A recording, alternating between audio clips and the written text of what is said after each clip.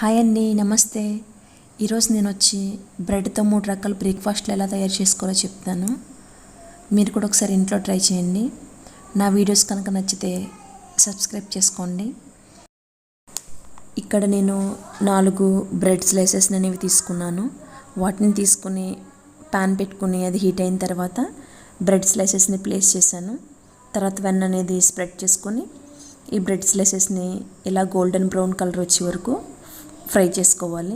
ఇలా ఫ్రై అయిన తర్వాత దాని మీద మళ్ళీ కొంచెం బటర్ అనేది కూడా స్ప్రెడ్ చేయాలి.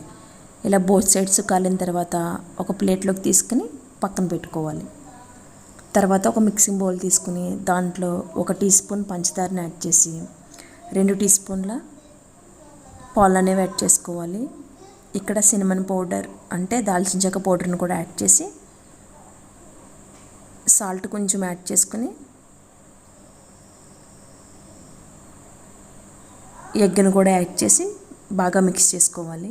ఇలా మిక్స్ చేసుకున్న దాన్ని మనం ఫ్రై చేసి పెట్టుకున్నాం కదా, పెనం మీద ఆయిల్ అనేది యాడ్ చేసుకుని ఈ బ్రెడ్ స్లైస్ని ఆ పాలు మిశ్రమంలో ముంచి ఇలా బోత్ సైడ్స్ ఫ్రై చేసుకుంటే పిల్లలు ఇది చక్కగా తింటారు. ఎగ్ కూడా పిల్లలకి చాలా బలం కదా. ఇది ఒక రకం.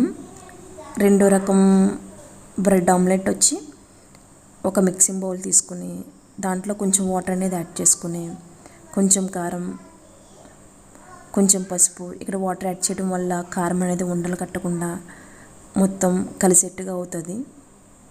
ఇలా కలుపుకున్న తర్వాత మీకు కావలసిన ఎగ్స్ అనేవి యాడ్ చేసుకోండి. ఇలా ఎగ్స్ అన్ని బాగా కలుపుకున్న తర్వాత ఒక ప్యాన్ పెట్టుకుని దాంట్లో కొంచెం ఆయిల్ అనేది యాడ్ చేసుకుని మనం చేసుకున్న మిశ్రమాన్ని ఆమ్లెట్ కింద వేసుకోవాలి. ఇలా పలుచకేసుకున్న తర్వాత ఒక బ్రెడ్ని తీసుకుని దీని మీద ప్లేస్ చేయాలి. ఇలా బ్రెడ్నంతా కవర్ అయ్యేట్టుగా ఆమ్లెట్లంతా బ్రెడ్ని కవర్ చేసేట్టుగా చేయాలి. ఇలా చేస్తే మనకి ఒక type of bread omelette ready అయింది. ఇప్పుడు మూడో రకం.